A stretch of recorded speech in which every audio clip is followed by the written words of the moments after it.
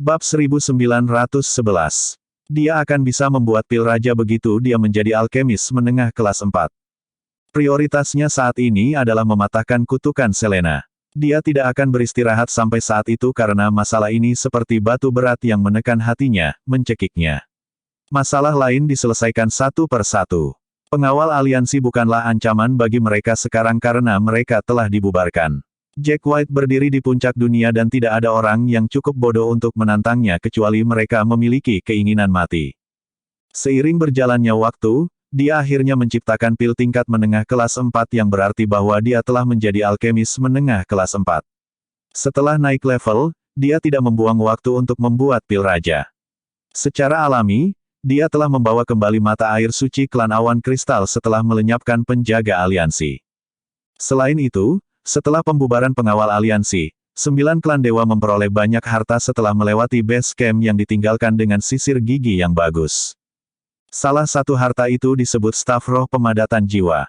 Meskipun itu tidak berguna dalam hal kultivasi seseorang, itu dapat digunakan untuk menghilangkan kendali apapun pada tubuh dari akarnya. Menggunakan staf roh pemadatan jiwa, Fernando bisa diselamatkan. Tapi pertama-tama, dia masih perlu mengonsumsi pil kebangkitan. Tidak butuh waktu lama bagi Jack untuk membuat pil seperti itu dengan kemampuannya saat ini. Setelah 5 hari, Jack White tidak hanya berhasil membuat pil kebangkitan tetapi juga pil raja. Dengan segala persiapan yang dilakukan, ia tak membuang waktu untuk menghilangkan kutukan pada Selena.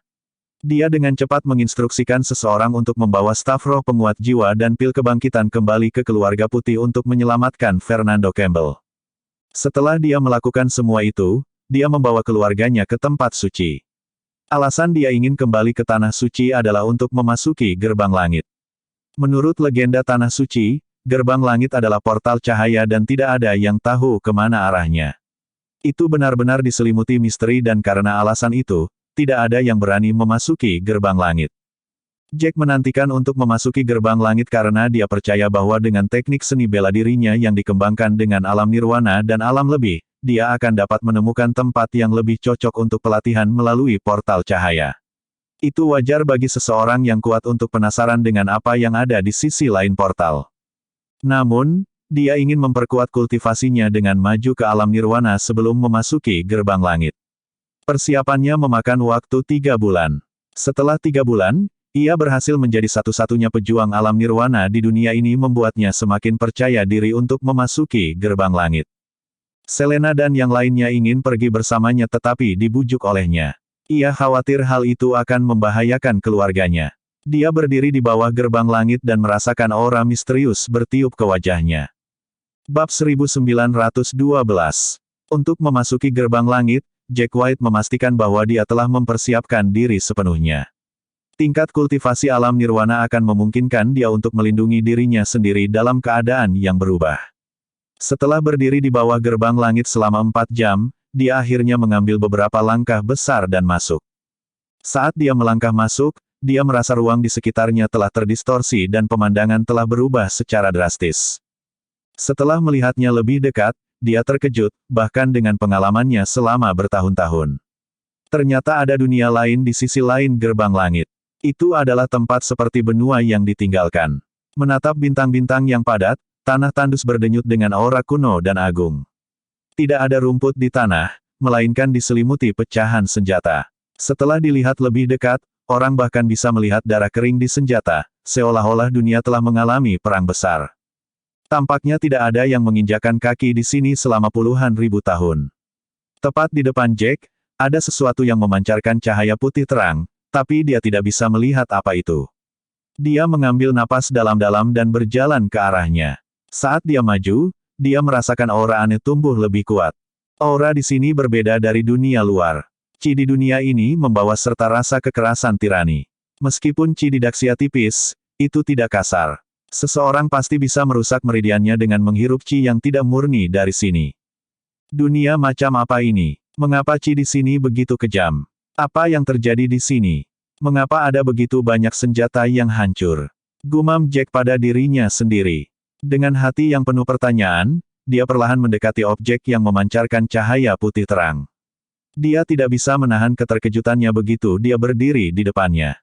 Jack awalnya mengira benda ini adalah sepotong harta karun yang rusak atau kristal besar, tetapi setelah dia melihat apa yang ada di depannya, dia menyadari bahwa dia tidak mungkin salah lagi. Benda itu ternyata adalah kapal roh yang panjangnya lebih dari 100 kaki. Itu adalah kapal roh yang benar-benar agung dengan banyak segel rune terukir yang memancarkan cahaya terang. Semakin dekat dia, semakin dia bisa merasakan aura tebal yang datang darinya. Dia tidak tahu siapa yang telah meninggalkan kapal roh ini di dunia yang kejam ini. Dia menutup matanya dan menggunakan indera ilahinya untuk menyelidiki seluruh kapal roh. Kapal roh itu kosong selain dari kristal yang juga memancarkan cahaya redup. Kapal roh itu mungkin ditinggalkan atau pemiliknya telah meninggal. Jack meluangkan waktu untuk memastikan tidak ada jebakan di kapal roh sebelum melangkah masuk. Begitu dia memasuki kapal roh, dia bisa merasakan aura tebal menyebar di udara. Aura ini sangat berbeda dengan aura di luar. Aura di luar dipenuhi dengan rasa tirani, sedangkan aura di kapal roh relatif lebih lembut dan murni. Mencoba memahami semuanya, Jack memasuki jembatan kapal roh. Setelah dia masuk, dia tanpa sadar tersentak karena di depannya jelas bukan sesuatu yang bisa ditemukan di Daxia. Seluruh kapal roh diukir dengan segel rune kompleks yang membuat keunikannya mudah dideteksi. Hanya orang dengan kultivasi mendalam yang bisa membangun kapal roh seperti ini. Bahkan Jack saat ini tidak akan sebanding dengan pembuat kapal. Semua jenis segel rune misterius di dalam dan di luar bersinar terang di kapal roh. Jack merasakan sakit kepala datang setelah menatap segel rune terlalu lama. Dia tidak bisa menguraikannya sama sekali. Meskipun dia tidak memiliki pengetahuan tentang seni memurnikan kapal, dia setidaknya harus dapat memahami beberapa segel rune dengan pengetahuan dan kultivasinya saat ini. Bab 1913. Bahkan setelah mempelajari kapal roh untuk waktu yang lama, dia masih tidak dapat memahami arti dari segel rune. Ini memang membuktikan kekuatan besar kapal roh. Setelah berkeliling, dia kembali ke tempat dia menemukan kristal 6 sisi. Di dalam kapal roh, itu kosong kecuali kristal 6 sisi yang tampaknya dibuang sembarangan. Kristal 6 sisi ini seukuran kepala manusia dan memancarkan cahaya merah samar.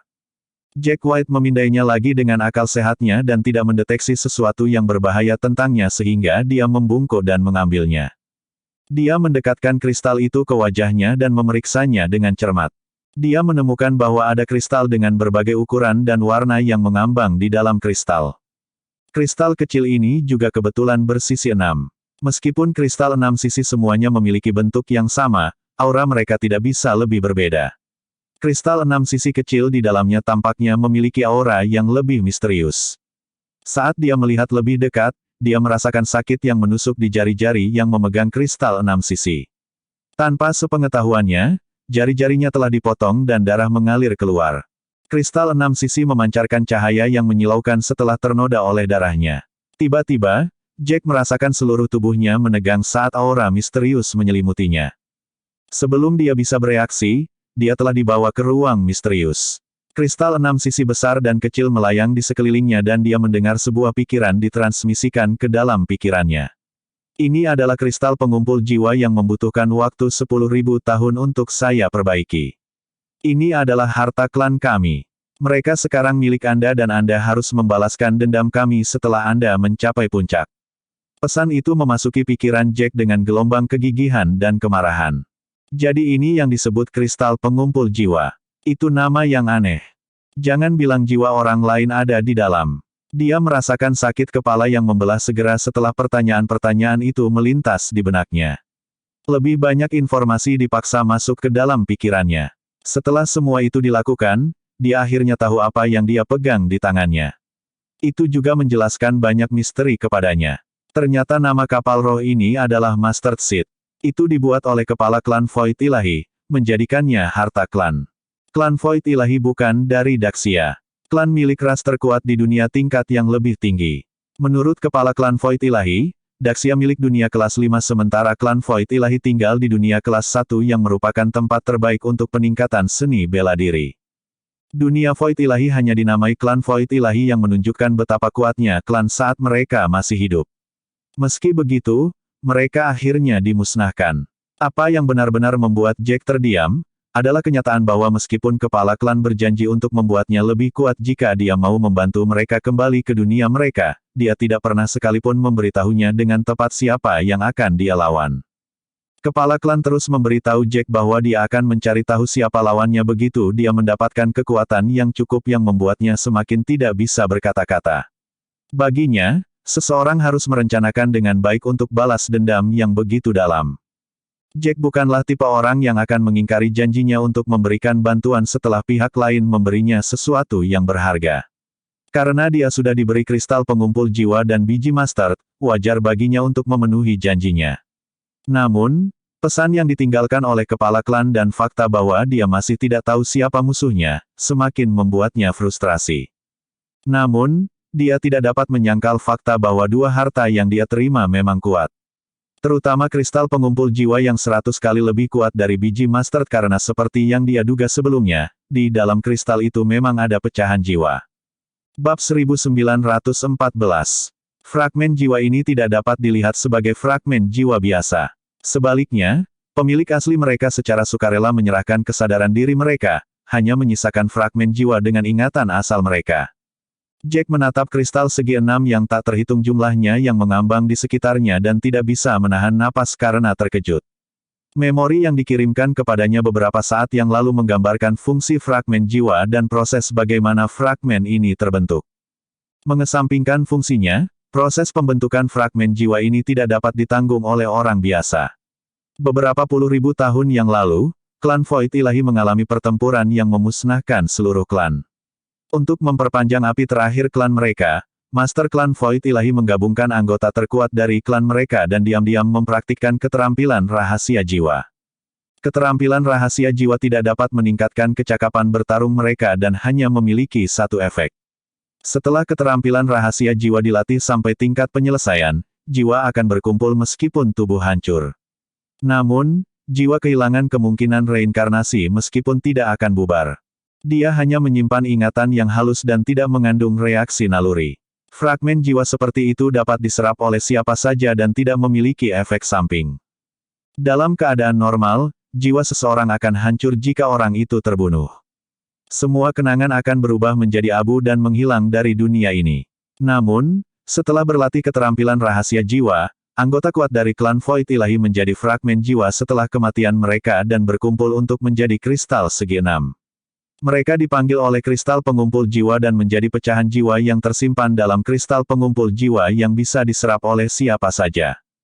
Mempraktikkan keterampilan rahasia jiwa ini berarti mereka menghancurkan jiwa mereka setiap menit setiap hari. Rasa sakit yang masuk jauh ke dalam tubuh mereka akan menembus ke seluruh tubuh mereka. Mereka tidak akan mencoba melatih keterampilan rahasia jiwa jika itu bukan situasi darurat dan mereka ingin menyelamatkan api terakhir dari klan Void Ilahi.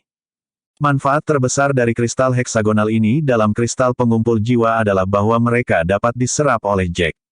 Fragmen jiwa ini akan menyatu dengan jiwa Jack dan kenangan yang tersimpan dalam fragmen jiwa ini akan menjadi kenangan Jack. Karena fragmen jiwa ini dikorbankan secara sukarela oleh pemiliknya bertahun-tahun yang lalu, mereka tidak akan memengaruhi tubuh Jack dan dia hanya akan memiliki memori ekstra. Ini sangat berguna bagi Jack. Para master dunia kelas 1 mempraktikkan begitu banyak teknik seni bela diri dan keterampilan bela diri selama bertahun-tahun. Semua ini akan berubah menjadi kenangan dan bergabung menjadi satu dengan Jack. Jack sangat senang ketika dia memikirkan hal ini. Namun, dia menyadari ada sesuatu yang salah setelah menenangkan diri. Oleh karena itu, melukai diri sendiri dari begitu banyak master hebat adalah untuk menyelamatkan api untuk klan Void Ilahi. Oleh karena itu, hal-hal ini harus disimpan untuk keturunan klan Void Ilahi. Namun, Jack bukan keturunan klan Void Ilahi. Selain itu, dari cara suara tua itu berbicara ketika dia berbicara dengan Jack, dia tahu bahwa Jack tidak terkait dengan klan Void Ilahi. Jack adalah orang Daxia World sejati. Lalu mengapa mereka meninggalkan barang berharga seperti itu untuknya? Mungkinkah orang-orang kuat ini sangat yakin bahwa Jack akan memiliki pencapaian luar biasa di masa depan dan dia akan menepati janjinya untuk membantu klan Void Ilahi untuk kembali ke dunia Void Ilahi? Jack memikirkan hal ini dari perspektif lain. Jika dia adalah master klan Void Ilahi, dia tidak akan begitu saja mempercayai seseorang yang sama sekali tidak berhubungan dan berada di alam bawah. Namun, Jelas bahwa tidak ada yang bisa menjawab Jack dan dia tidak akan menanyakan pertanyaan ini dengan keras seperti boneka. Dia hanya diam-diam memperhatikan hal ini. Pada saat itu, Jack mampu menyerap pecahan jiwa ini untuk membentuk kristal heksagonal sesuka hati. Namun, dia tidak berencana untuk menyerap ingatan ini pada saat itu. Meskipun pesan yang dikirimkan ke otaknya terus memberitahu Jack bahwa pecahan jiwa ini sangat aman dan tidak akan membahayakan tubuhnya, Jack masih khawatir. Saat ini, baik kristal pengumpul jiwa dan biji mustard melihat Jack sebagai tuan mereka. Dia mampu mengendalikan dua item ini sesuka hati. Dengan pikiran, dia sekali lagi diselimuti energi dan dia meninggalkan dunia kristal pengumpul jiwa pada detik berikutnya, kembali ke tempat dia berada sekarang. Bab 1915. Dia masih berada di biji sesawi sekarang dan mengerti betapa kuatnya biji sesawi itu. Setelah mengetahui bahwa Daxia hanyalah dunia kelas 5, Jack membuat rencana untuk meninggalkan tempat itu. Ia ingin melihat peradaban pencaksilat yang benar-benar berkembang dan terus mendaki puncak-puncak dunia pencaksilat. Dunia ini kekurangan chi dan jumlah warisan juga kurang. Selain membuang-buang waktu, tidak ada yang bisa dia dapatkan dengan tinggal di sini. Saat ini, bagian penting dari kepergiannya adalah biji mustard yang ditinggalkan oleh klan Void Ilahi. Biji mustard ini tidak hanya dapat menampung banyak orang dan melakukan pengiriman jarak jauh, tetapi juga dapat melakukan perjalanan melalui penghalang ruang untuk memasuki dunia kelas lain. Area interior biji sesawi ini dapat disesuaikan dan dapat digunakan sebagai ruang penyimpanan selain sebagai alat transportasi. Itu bisa dianggap sebagai ruang penyimpanan yang sangat besar. Jack sangat puas dengan ini. Setelah meninggalkan dunia Daxia, dia tidak tahu kapan dia akan kembali ke tempat ini. Dia tidak tahan meninggalkan semua anggota keluarganya di sini. Oleh karena itu, dia berencana untuk membawa teman-teman dan keluarganya jika dia pergi. Dia tidak dapat membawa semua orang bersamanya tetapi dia pasti akan membawa yang penting baginya. Dengan begitu, dia akan merasa nyaman ketika dia meninggalkan tempat itu. Lagi pula, dia tidak tahu perubahan apa yang akan terjadi jika dia dibiarkan sendirian. Penyerapan fragmen jiwa tertunda karena hal terpenting saat ini adalah membuat pengaturan untuk masalah yang tersisa sebelum mereka meninggalkan dunia Daxia. Dia melambaikan tangannya saat dia berjalan keluar dari biji mustard. Biji sesawi berubah menjadi seikat cahaya sebelum menjadi sekecil cincin dan memasuki tubuh Jack. Biji sesawi telah menerima Jack sebagai tuannya dan Jack mampu mengendalikannya sesuka hati di masa depan. Dia sekali lagi berdiri di ruang sepi ini dan melihat sekelilingnya. Bintang-bintang redup di langit dan senjata yang pecah di tanah memberikan aura misterius dan kuno ke seluruh dunia ini. Gerbang langit pastilah sesuatu yang dibawa oleh klan Void Ilahi saat itu. Jack merasa bahwa dunia di balik gerbang langit pasti telah mengalami pertempuran hidup dan mati bertahun-tahun yang lalu. Gerbang langit juga harus menjadi barang berharga. Namun, Master Klan Void Ilahi tidak memberitahu Jack barang berharga macam apa gerbang langit ini. Bisakah Jack menggunakannya? Dia menemukan bahwa itu adalah hari berikutnya ketika dia keluar dari gerbang langit. Ketika dia kembali ke Tanah Suci, Selena berdiri di luar pintu masuk utama dengan ekspresi gugup di wajahnya. Dari raut wajahnya, Jack tahu bahwa dia telah menunggunya untuk waktu yang lama. Kegugupan segera hilang ketika dia melihat Jack telah kembali. Dia bergegas mendekat dan berbicara dengan sedikit cemberut ketika dia tiba di depan Jack. "Kenapa kamu pergi untuk waktu yang lama? Aku benar-benar takut sesuatu yang buruk terjadi padamu di belakang gerbang langit." Jack terkekeh dan membelai bahu Selena untuk menghiburnya. "Tidak apa-apa. Siapa yang bisa menyakitiku dengan kekuatan bertarungku saat ini?" Setelah dia berbicara, Jack menatap wajah Selena, yang pernah ditutupi oleh mantra. Sekarang Selena telah meminum pil raja dan mata air suci, mantra itu perlahan-lahan menghilang. Mereka tidak bisa meremehkan kekuatan mantra karena konsumsi pil raja dan mata air suci tidak dapat segera menghilangkan kekuatan mantra. Mereka masih membutuhkan waktu untuk perlahan-lahan mengangkat mantranya. Namun, Selena sudah merasa puas dengan hasil ini. Bab 1916. Jack mengulurkan tangannya dan menyentuh wajah Selena, yang bersinar sekali lagi. "Ini akan segera pulih." Sudut mulut Selena melengkung, dan senyum indah muncul di wajahnya. Namun, sebelum dia berhasil mengatakan apa-apa, suara yang familiar terdengar dari belakang mereka. Suara itu begitu akrab sehingga menimbulkan riak di hati Jack yang biasanya tenang. Guru, aku kembali. Fernando bergegas menuju Jack, tampak gembira. Fernando sudah pulih dan kembali normal. Karena Jack tenggelam dalam pelatihan sebelumnya, dia hanya meminta Kieran dan yang lainnya untuk kembali dengan staf roh pemadatan jiwa dan pil kebangkitan untuk menyelamatkan Fernando. Meskipun dia tidak pergi secara pribadi, dia diam-diam khawatir. Jack benar-benar lega ketika melihat Fernando telah pulih sepenuhnya. Bagus sekali kamu sudah pulih. Fernando awalnya berpikir bahwa dia akan menderita beberapa efek samping bahkan jika dia telah mendapatkan kembali mobilitasnya. Tanpa diduga, staf roh pemadatan jiwa dan pil kebangkitan memiliki efek yang sangat kuat sehingga tidak ada bahaya yang dilakukan meskipun dia telah dibekukan untuk waktu yang lama. Setelah Jack memutuskan bahwa dia akan segera pergi, dia tidak ragu-ragu dan mengumpulkan kelompok untuk pertemuan kecil. Orang-orang yang bergabung dalam pertemuan itu adalah orang-orang terdekatnya. Mereka semua memiliki reaksi yang berbeda ketika Jack memberitahu mereka tentang masalah ini. Namun, yang mereka khawatirkan adalah bahaya yang akan mereka temui setelah meninggalkan dunia ini. Tak satu pun dari mereka menyebutkan bahwa mereka ingin tinggal. Bagaimanapun, mereka mengerti bahwa Daxia World adalah dunia kelas 5 setelah Jack memperkenalkannya. Mereka juga ingin melihat seperti apa dunia luar itu. Jack tidak meminta Daniela untuk bergabung dalam pertemuan ini karena dia sedang mundur dengan harapan dapat menembus kekuatan bertarungnya. Di malam hari, Selena mengobrol dengan Jack sambil minum teh. Baru-baru ini, Jack menghabiskan sebagian besar waktunya untuk berlatih atau di ruang budidaya pil. Ini menyebabkan pengurangan besar dalam waktu yang mereka habiskan bersama, dan Selena senang dengan waktu luang berharga yang mereka miliki saat itu. Sejujurnya, aku merasa berat hati untuk meninggalkan tempat ini begitu saja. Jack mengangkat alisnya dan berkata dengan hati-hati, bukannya kita tidak akan pernah kembali ke tempat ini. Dengan biji sesawi di tangan kita, kita bisa kembali kapan saja. Selena mengangguk dan dia tiba-tiba menyadari sesuatu. Daniela masih berlatih sekarang. Aku akan memberitahunya tentang kabar baik itu nanti. Ekspresi Jack sedikit goyah saat menyebut nama Daniela. Apakah kita akan membawanya bersama kita kali ini? Selena yang tercengang ketika dia mendengar ini. Apakah kita tidak membawanya bersama kita dan meninggalkannya sendirian di sini? Jack menghela nafas pelan. Dia telah mempertanyakan apa yang terjadi sebelumnya dan berhasil mengamati beberapa keraguan dalam interaksi mereka nanti. Tentu saja, ini hanya kecurigaannya, dan dia tidak memiliki bukti nyata. Namun, ada kecurigaan yang mendasari di dalam hatinya, dan dia tidak bisa menyelesaikan ini dalam waktu singkat. Jack akhirnya menyadari apa yang terjadi setelah Selena mengajukan pertanyaan retoris ini.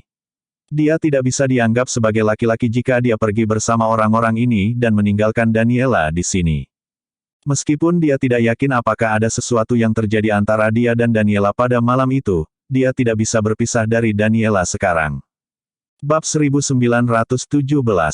Waktu berlalu, hari demi hari. 2 bulan kemudian, Jack memimpin kerabat dan teman-temannya ke gerbang langit.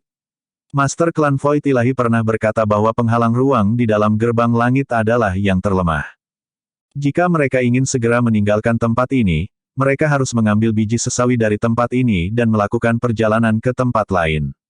Semua orang memasuki biji master dengan kegembiraan dan kegembiraan yang luar biasa. Jack menempatkan semua batu roh ke bagian di mana biji sesawi menyerap energi. Setelah ledakan keras, biji master didorong oleh batu roh dan mulai memancarkan cahaya putih terang ke seluruh kapal. Saat mereka mulai bergerak maju, Jack diam-diam berdiri di ruang kontrol saat dia melihat ruang di sekitarnya berangsur-angsur terdistorsi di bawah dorongan biji sesawi. 3 bulan kemudian, di sebuah penginapan terpencil yang terletak di Zenith Sun City, yang terletak di negara bagian Cerci Barat di benua Hestia, seorang pekerja penginapan mengerutkan kening dan memandangi 10 batu roh premium di tangannya dengan jijik. 100 buah batu roh premium ini adalah mata uang bersama yang paling berharga di dunia Daxia, namun mereka dipandang rendah oleh seorang pekerja sebuah penginapan di benua Hestia. Jangan bilang kalau itu adalah batu roh premium. Siapa di Zenith Sun City yang masih berdagang dengan batu roh?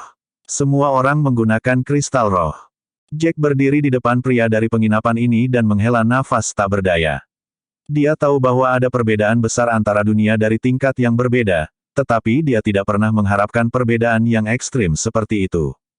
Sebagai mata uang paling berharga di dunia Daxia, Mustahil menggunakan batu roh premium ini untuk membayar kamar di sini. Pekerja itu tidak terus mempersulit Jack ketika dia melihat bahwa Jack sedikit tidak berdaya. Baiklah, baiklah. Saya akan menganggap bahwa Anda berasal dari pedesaan dan belum pernah melihat dunia. Nilai tukar di pasar adalah 1 kristal roh dasar untuk 100 batu roh premium, dan 1 kristal roh dasar hanya dapat digunakan untuk tinggal selama 10 hari di kamar tamu biasa. Jangan menatapku seperti itu, aku tidak menipumu. Jack mengangguk dan tidak terus berlama-lama dengan pria ini. Setelah mengambil kunci kamarnya, dia langsung menuju ke lantai 2 penginapan. Ini adalah hari kedua Jack di benua Hestia, dan semuanya baru baginya selama hari pertamanya di sini.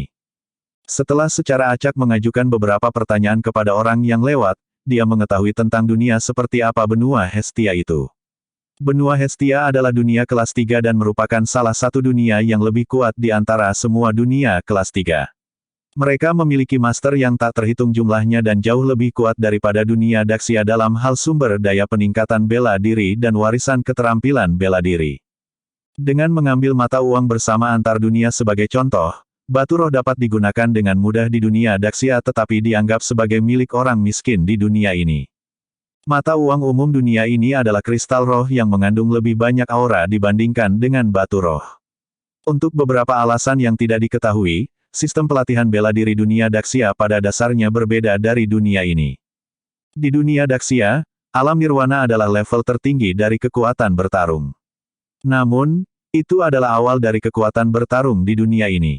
Apa yang membuat Jack sakit kepala adalah bahwa dari langkah pertama ke jalan seni bela diri hingga ranah penembus jiwa terakhir, rangkaian kekuatan bertarung ini semuanya berasal dari ranah yang sama di benua Hestia, yang dikenal sebagai level yang diperoleh. Tingkat yang disebut diperoleh adalah untuk membersihkan tubuh seseorang dan dilahirkan kembali. Alam nirwana yang telah dimasuki Jack adalah tahap awal dari tingkat bawaan di dunia ini dan hanya sedikit lebih kuat dari seniman bela diri rata-rata.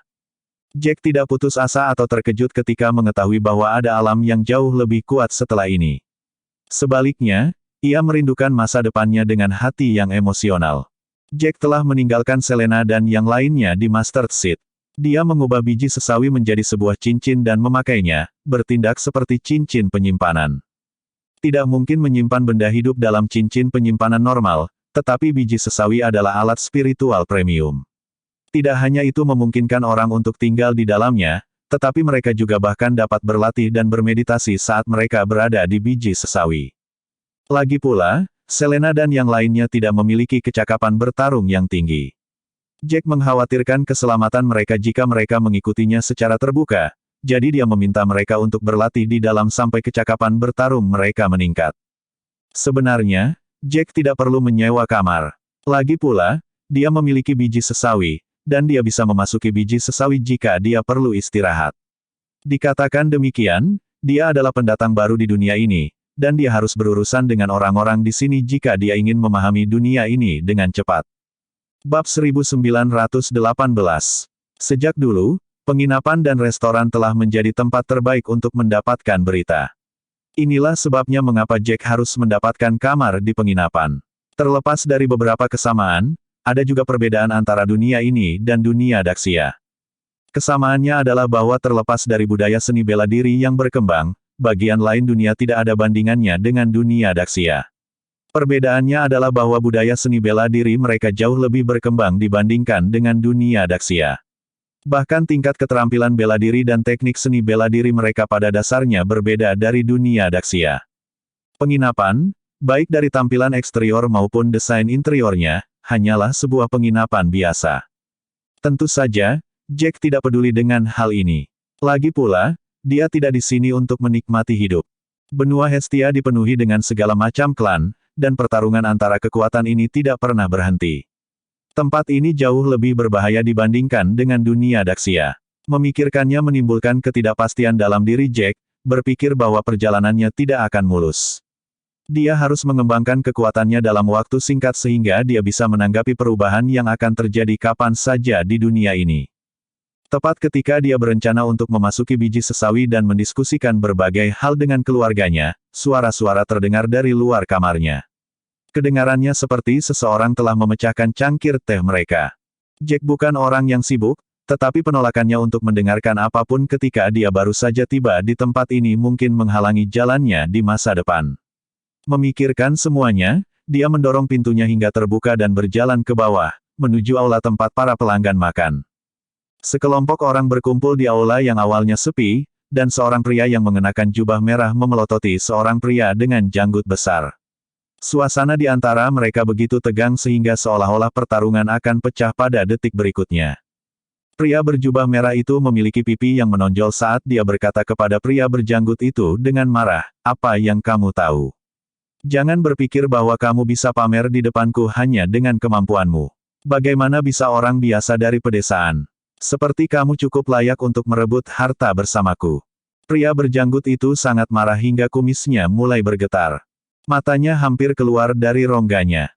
"Farley Haller, Anda menggertak kami, seniman bela diri biasa yang mengandalkan keluarga Haller Anda. Sayalah yang menemukan ramuan roh. Saya sudah mengumpulkan barang-barangnya, dan Anda membawa sekelompok orang untuk mengambil ramuan roh itu. Dariku, aku sudah memberitahumu bahwa ini belum berakhir." Farley memandang pria berjanggut itu dengan jijik setelah dia mendengar ini. "Jadi bagaimana jika aku mengambil ini darimu? Apakah kamu mampu membalas dendam terhadapku? Keluarga Haller kami telah menghasilkan banyak tuan selama 100 tahun terakhir, dan kami berkembang sekarang. Orang biasa sepertimu yang tidak memiliki siapapun untuk bergantung hanya pandai berdebat, dan tidak ada yang bisa kamu lakukan. Tunggu saja sampai kehidupanmu selanjutnya jika kamu berencana untuk membalas dendam." Kata-kata seperti itu tidak dapat disangkal menjengkelkan, dan alis pria berjanggut itu hampir berubah menjadi garis lurus. "Tunggu dan lihat saja, kalau begitu. Aku akan membuatmu membayar untuk ini ketika aku bergabung dengan paviliun berdaulat ganda dan menjadi murid mereka." Farley mengangkat alisnya dan terkekeh setelah mendengar ini. Semua orang di sana bisa mendengar ejekan yang tersembunyi dalam tawanya. "Ya Tuhan, kamu membuat perutku sakit. Kamu bahkan berpikir untuk menjadi murid paviliun berdaulat ganda. Mengapa kamu tidak kencing dan melihat dirimu sendiri? Dengan kekuatanmu saat ini, mereka tidak akan mau. Kamu bahkan jika kamu ingin melakukan pekerjaan sampingan untuk mereka, apalagi menjadi murid paviliun berdaulat ganda." Apa yang dikatakan pria itu menyebabkan pria berjanggut itu menjadi sangat marah. Otot-otot di wajahnya bergetar dalam kemarahan, wajahnya menegang saat dia menatap Farley. "Aku pasti akan menjadi murid paviliun penguasa ganda. Tunggu saja." Pria berjanggut itu sepertinya tidak ingin memperpanjang pertukarannya dengan Farley. Karena itu, dia mengeluarkan 2 kristal roh dari sakunya dan membantingnya ke meja dengan bunyi gedebuk sebelum dia pergi tanpa melihat ke belakang. Seringai mengejek Farley tidak pernah meninggalkan wajahnya saat dia melihat pria berjanggut itu pergi. Bab 1919. Bahkan setelah pria berjanggut itu pergi, Farley mencibir, "Saya tidak tahu apakah orang ini tidak berotak atau gila. Paviliun penguasa ganda adalah sekte yang luar biasa di antara sekte kelas 3. Setiap kali mereka merekrut murid, yang terpilih harus setidaknya pada tahap awal tingkat bawaan. Sebagai orang yang berada di tahap akhir tingkat perolehan, beraninya dia menyatakan bahwa dia akan menjadi murid paviliun penguasa ganda. Aku akan menertawakan gigi depanku." Petik 2. Awalnya, orang-orang di sekitar mereka tidak mengatakan apa-apa saat mereka menyaksikan kegembiraan terungkap, memilih untuk tetap di belakang dan berbisik di antara mereka sendiri. Namun, apa yang dikatakan Farley menyebabkan beberapa orang baik angkat bicara. Salah satu pria, yang berpenampilan tampan dan berusia sekitar 20 tahun, berkata, "Anda salah, Tuan Muda Farley. Pria kekar itu tidak mengada-ada. Apakah Anda lupa bahwa paviliun berdaulat ganda memiliki pertarungan yang sedang berlangsung dengan klan asal Mudelt sekarang? Kedua sekte telah mencapai titik di mana mereka tidak kompatibel, seperti api dan air. Mereka mungkin masuk ke pertempuran kapan saja. Untuk amannya, paviliun penguasa ganda telah dimulai untuk merekrut sejumlah besar murid. Mereka bahkan menurunkan syarat bahwa orang-orang di tahap akhir dari level yang diperoleh dapat bergabung dengan penilaian. Sudah lebih dari 1 atau 2 tahun sejak paviliun penguasa ganda dan klan asal Mudelt tidak saling berhadapan. Zenith Sun City berada di bawah kendali Dual Sovereign Pavilion dan berada di bawah pengaruh mereka. Secara alami, orang-orang di kota paling khawatir tentang paviliun berdaulat ganda. Secara alami, mereka juga tahu banyak tentang musuh lama paviliun berdaulat ganda, klan asal Mudelt. Selain itu, mereka menemukan situs rahasia untuk sumber daya di dekat paviliun penguasa ganda beberapa waktu lalu. Paviliun penguasa ganda dan klan asal Mudel terletak bersebelahan. Situs rahasia untuk sumber daya harus dekat dengan paviliun penguasa ganda dan juga tidak terlalu jauh dari klan asal Mudel. Setelah mengetahui hal ini, klan asal Mudel segera mulai bersaing dengan paviliun berdaulat ganda atas situs ini untuk sumber daya. Ada keluhan yang tak terhitung banyaknya antara kedua sekte, dan insiden ini menjadi sumbunya. Meskipun pertempuran antara kedua sekte belum dimulai, semua orang tahu bahwa pertempuran antara kedua sekte akan terjadi kapan saja jika hal-hal berkembang sesuai dengan momentum ini. Paviliun berdaulat ganda menurunkan persyaratan penerimaan murid untuk mendapatkan personel cadangan yang cukup atau umpan meriam. Farley tidak terkejut setelah mendengar ini. Lagi pula, dia tahu banyak tentang apa yang terjadi antara paviliun berdaulat ganda dan klan asal Mudel. Dia berkomentar dengan mencibir, bahkan jika mereka menurunkan kondisi mereka dalam menerima murid, mereka hanya melakukan itu untuk mendapatkan lebih banyak umpan meriam.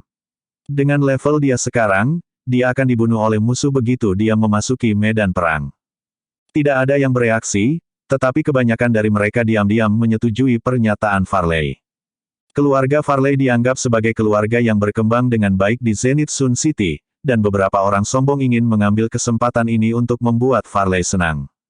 Bahkan jika pria kekar itu menjadi murid paviliun berdaulat ganda, dia pasti akan menjadi umpan meriam di antara umpan meriam, seperti yang dikatakan Tuan Muda Farley. Saya mendengar bahwa Tuan Muda Farley telah merencanakan untuk berpartisipasi dalam ujian murid paviliun berdaulat ganda tahun ini. Meskipun akan ada banyak korban selama pertempuran ini, itu juga akan membawa peluang yang cukup. Dengan kecakapan dan bakat bertarung Tuan Muda Farley, dia pasti akan mencapai hasil yang mempesona. Mata Farley menyipit puas mendengar kata-kata itu. Dia suka mendengarkan sanjungan seperti itu, terlepas dari apakah itu jujur atau tidak. Jack berdiri di puncak tangga sambil mendengarkan apa yang dikatakan orang-orang ini. Sebuah pikiran tiba-tiba muncul di benaknya. Dia juga telah mendengar tentang paviliun penguasa ganda ketika dia tiba, tetapi dia tidak memiliki banyak informasi atau pemahaman tentang mereka. Bab 1920. Dia tahu bahwa Zenith Sun City milik paviliun penguasa ganda, dan setiap sekte memiliki yurisdiksinya sendiri. Jika Jack ingin memasuki sekte untuk berlatih, paviliun penguasa ganda adalah pilihan yang baik. Satu-satunya hal yang dia tidak yakin adalah masalah seperti apa yang akan dia hadapi setelah memasuki paviliun penguasa ganda. Faktanya, lelucon ini berakhir setelah kepergian pria berjanggut itu. Jack berbalik untuk kembali ke kamarnya ketika dia melihat kesenangan itu berakhir. Apa yang tidak dia sadari adalah saat dia berbalik, Farley tiba-tiba berbalik untuk melihat ke arahnya untuk waktu yang lama seolah-olah dia telah menemukan sesuatu. Setelah Jack kembali ke kamarnya, dia langsung memasuki biji mustard. Kerabat dan teman-temannya di biji mustard secara aktif berlatih karena tidak ada dari mereka yang ingin menahan Jack. Mereka berharap bisa membantu ketika Jack mendapatkan pijakan di dunia ini. Nash sudah berada pada tingkat yang menembus jiwa pada saat itu. Dilihat dari standar kecakapan bertarung benua Hestia, dia sudah berada di tahap akhir dari level yang diperoleh. Dia melihat ekspresi sobek di wajah Jack saat Jack masuk dan segera menghentikan latihannya. Dia menarik Jack ke ruang tamu kosong di biji mustard dan menyiapkan meja anggur untuk mengobrol dengan Jack. Jack tidak menyembunyikan apapun dari ayahnya dan segera menyebutkan keraguan yang dia miliki. Nash menghela napas panjang setelah mendengar apa yang dikatakan Jack. Ini tidak perlu merasa terkoyak. Aku tahu bahwa kamu takut dengan masalah yang akan kamu hadapi setelah bergabung dengan sekte, tetapi kamu juga perlu tahu bahwa kamu tidak boleh bersembunyi di balik pintu tertutup ketika kamu sedang berlatih. Meskipun Anda memiliki ingatan tentang master hebat dari masa lalu, Anda tidak memiliki pertempuran dan pengalaman. Anda hanya dapat meningkatkan keterampilan tempur Anda dan mendapatkan pengalaman dengan memasuki sekte. Petik 2. Jack tiba-tiba tercerahkan setelah mendengar kata-kata Nash. Dia telah menjadi berpikiran sempit sebelumnya. Seperti yang dikatakan ayahnya, meskipun dia memiliki ingatan dari para master hebat sebelumnya, itu tidak berarti dia tidak perlu melakukan apapun dan bisa berlatih hanya dengan mengandalkan ingatan itu. Tidak peduli di dunia mana dia berada, pertempuran dan pengalaman sangat diperlukan. Selain itu, ini adalah dunia baru. Jika dia bergabung dengan sekte, dia akan mendapat dukungan, dan itu lebih baik daripada tidak tahu apa-apa. Kamu benar. Kebetulan kali ini, paviliun penguasa ganda dan pertempuran klan asal Mudelt kekurangan murid. Aku juga bisa mengambil kesempatan ini untuk mendapatkan beberapa pengalaman. Jack tidak menyembunyikan masalah tentang kristal pengumpul jiwa dari Nash. Setelah mengetahui semua yang terjadi, Nash sedikit khawatir. Meskipun fragmen jiwa yang dikumpulkan oleh kristal pengumpul jiwa ini dapat memberi Anda teknik seni bela diri dan keterampilan bela diri terbaik, apakah itu benar-benar memengaruhi Anda setelah Anda menyerapnya? Ketika biji sesawi menembus penghalang ruang angkasa dan terbang melintasi dunia, Jack mengambil kesempatan ini untuk memasuki kristal pengumpul jiwa untuk menyerap pecahan jiwa yang ditinggalkan di sana oleh para master hebat sebelumnya. Nyatanya, Jack sama khawatirnya dengan Nash. Bagaimanapun, ini adalah bagian dari jiwa, dan hal-hal yang berhubungan dengan jiwa tidak dapat diambil dengan mudah. Jika dia tidak hati-hati, dia mungkin kehilangan kepribadiannya sendiri. Namun, Jack mengerti sesuatu setelah dia memikirkannya. Tidak ada yang bisa dia lakukan, tidak peduli bagaimana dia mengkhawatirkan banyak hal. Kecakapan bertarungnya saat ini tidak dapat memastikan apakah ada efek negatif yang akan dibawa ke dirinya sendiri. Yang pasti tentang ini, mereka hanya bisa mengetahuinya setelah Nash secara pribadi menyerap fragmen jiwa itu. Oleh karena itu, Jack telah menyerap pecahan jiwa ketika dia berada di kapal roh. Untungnya, dia tidak mengalami ketidaknyamanan apapun selain dari memori tambahan di benaknya setelah dia menyerap fragmen jiwa ini. Meskipun demikian, Nash sebagai ayah Jack, dapat dimengerti karena prihatin.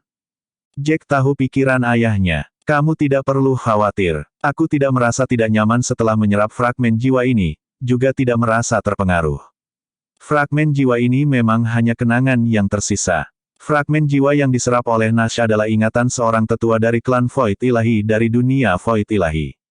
Kecakapan bertarung sesepuh ini telah mencapai level Void Breaking. Bersambung.